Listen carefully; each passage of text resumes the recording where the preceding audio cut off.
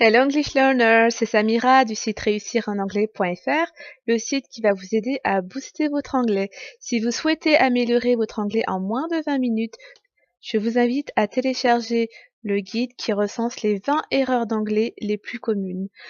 Si vous souhaitez également booster votre vocabulaire, vous pouvez également télécharger la liste des 100 mots les plus utilisés dans la langue anglaise. Tous les liens se trouvent en barre d'infos sous la vidéo. Donc dans la vidéo d'aujourd'hui, nous allons parler du mot it's. Donc it's peut avoir deux écritures, comme on le voit ici, avec un apostrophe, donc deux mots, ou bien sans apostrophe. Il est important de différencier cette écriture, donc en deux mots, de celle-ci. À l'oral, ça ne pose pas de problème, mais à l'écrit, si. Quand it's est suivi de l'apostrophe s, it est un pronom personnel. En effet, it's est la contraction de it is, donc la conjugaison du verbe to be au présent simple, ou bien il peut être la contraction de it has, donc to have au présent simple.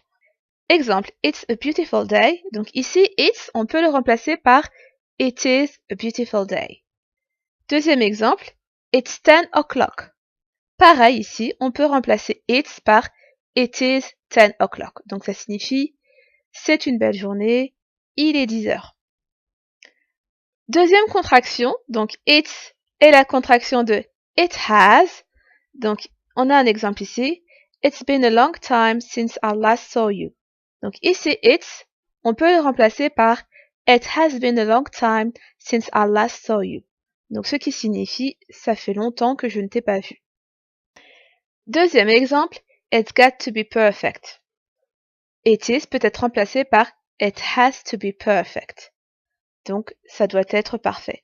Donc ici, le temps qu'on a utilisé, c'est le present perfect. Donc le present perfect, juste en aparté, se constitue de deux choses. Il se constitue de have au présent simple, suivi du participe passé du verbe. Donc là, on a bien donc ici, on a bien have, donc ici has en l'occurrence parce que c'est la troisième personne du singulier, qui est suivi de been, le participe passé de to be.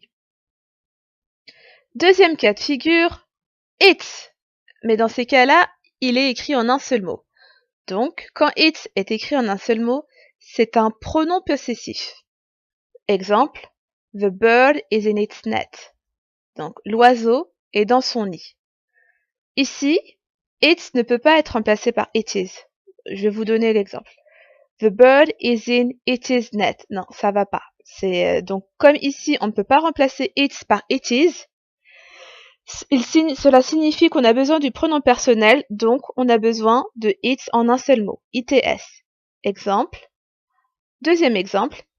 Each solution has its pros and cons. Donc, chaque solution a ses avantages et ses inconvénients. Et là, pareil, on va voir si on peut remplacer it par it is. Each solution has its pros and cons. Donc là, on voit, ça marche pas. Donc, on avait vraiment besoin du pronom possessif. Donc, c'est it's en un seul mot. Pour rappel, les pronoms possessifs, qu'est-ce que c'est? Donc, les pronoms possessifs, c'est mon, ma, mes, tes, son, ça, c'est, etc. Donc, en anglais, c'est plus simple qu'en français. My, your, his, à la troisième personne du singulier au masculin. Her, troisième personne du singulier au féminin.